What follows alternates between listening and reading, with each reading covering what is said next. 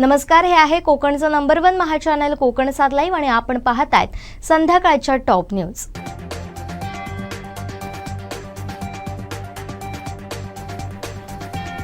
निरवडे इथं प्रसाद तळवणेकर यांच्या दुचाकीला आग लागून गाडी पूर्णतः जळून खाक झाली। यात सुमारे 70,000चं नुकसान झालंय। सुदैवाने यात कोणीही जखमी झालं नाही। शॉर्ट सर्किटनं हा प्रकार झाला असावा असा संशय व्यक्त करण्यात येतोय। या आगीत दुचाकी पूर्णतः जळून खाक झाली आहे। कणकवली शहरातील शहर भाजपच्या संपर्क कार्यालयाचं उद्घाटन आमदार नितेश राणेंच्या हस्ते करण्यात आलं। या कार्यालयाच्या माध्यमातून कणकवली शहरवासियांचे प्रश्न निश्चितपणे मार्गी लागतील। हे कार्यालय कणकवली शहरातील जनतेचे प्रश्न सोडवण्याचं केंद्र बनेल असा विश्वास आमदार नितेश राणे यांनी व्यक्त केलाय। माजी नगराध्यक्ष समीर नलावडे यांच्या संकल्पनेतून हे कार्यालय सुरू करण्यात आलंय।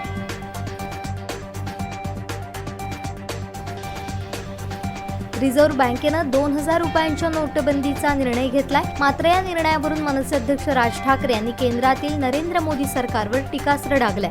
नोटबंदीचा निर्णय म्हणजे धरसोड वृत्ती आहे, तज्ज्ञांना विचारून असे निर्णय घेतले पाहिजेत असा सल्ला राज ठाकरेंनी दिलाय। देवगड पडेल ग्रामपंचायतीतील रिक्त जागेवर झालेल्या पोटनिवडणुकीत भाजपच्या उमेदवार सायली वारिक बहुमतानं विजयी झालाय। आमदार नितेश राणे यांनी त्यांचं अभिनंदन केलंय।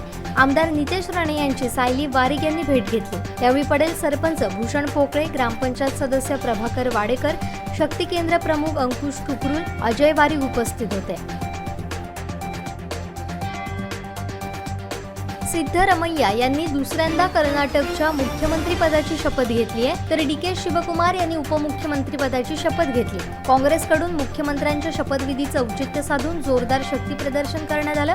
काँग्रेसकडून शपथविधी सोहळ्यासाठी देशभरातल्या समविचारी पक्षांच्या नेत्यांना आमंत्रण देण्यात आलं होतं। या सोहळ्यासाठी काँग्रेस नेते राहुल गांधी, प्रियंका गांधी, राष्ट्रवादीचे नेते शरद पवार, काँग्रेसचे राष्ट्रीय अध्यक्ष मल्लिकार्जुन खरगे, फारुख अब्दुल्ला यांची उपस्थिती होती। या निमित्तानं देशभरातील विरोधकांची मोट बांधण्याचा प्रयत्न काँग्रेसनं केल्याचं दिसून येत आहे।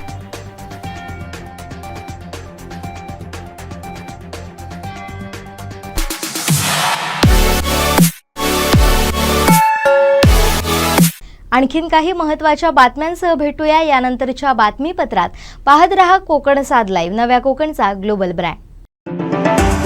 या बातमीपत्राचे प्रायोजक आहेत SSPM lifetime hospital and medical college. आमचे दिवसभरातले सर्व अपडेट्स, ताज्या घडामोडी आणि थेट लाईव्ह पाहण्यासाठी सबस्क्राइब करा, लाईक करा कोकणचं नंबर 1 महा चॅनल कोकण 7 लाईव्हचं YouTube चॅनल।